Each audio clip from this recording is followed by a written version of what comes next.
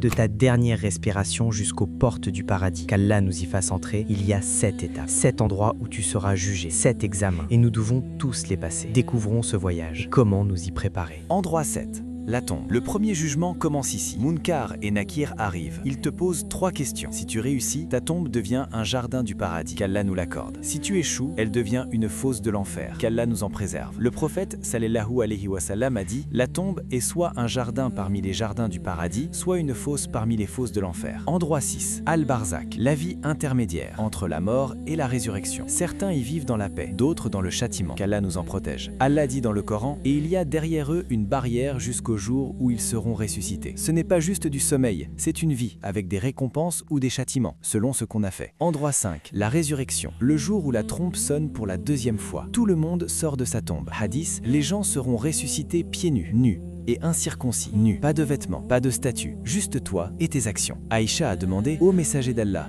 les hommes et les femmes se regarderont?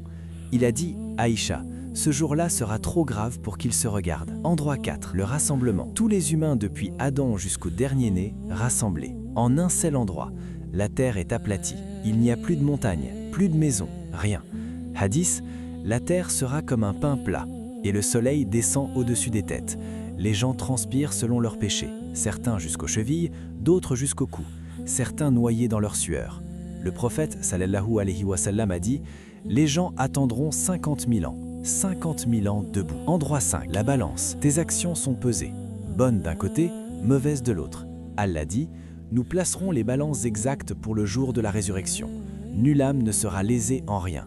Fût-ce du poids d'un grain de moutarde, nous le ferons venir. Un grain de moutarde.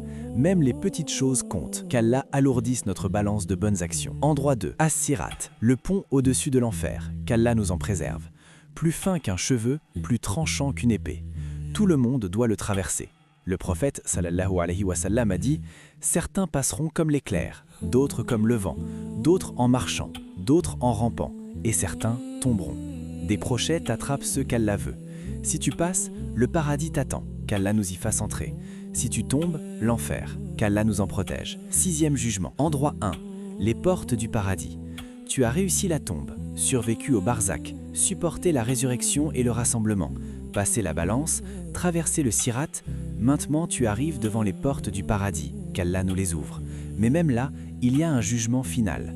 Hadith: les gens arriveront aux portes du paradis et intercéderont les uns pour les autres. 7e jugement. Les portes s'ouvrent ou se ferment. Voici comment nous préparer pour ces 7 endroits.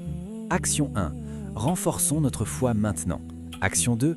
Multiplions les bonnes œuvres. Chaque bonne action égale poids sur la balance. Action 3.